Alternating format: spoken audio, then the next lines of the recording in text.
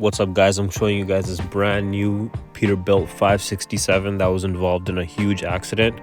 The whole front end and the windshield was all damaged. The front framework was all bent out of shape, and we got this as a salvage from the insurance company, and we ended up restoring it all back together to its original condition. So as you can see here, it's really bad condition, and when we got it, we were like, how the heck are we gonna get this together? But we managed to do it. So here's some few pictures of it before, and then what we did here was take the engine out of it first and see the complete damage. Then we got the frame rebuilt and straightened out, and here you can see slowly coming back together with the radiator and everything put together. And then voila, this is what we have now.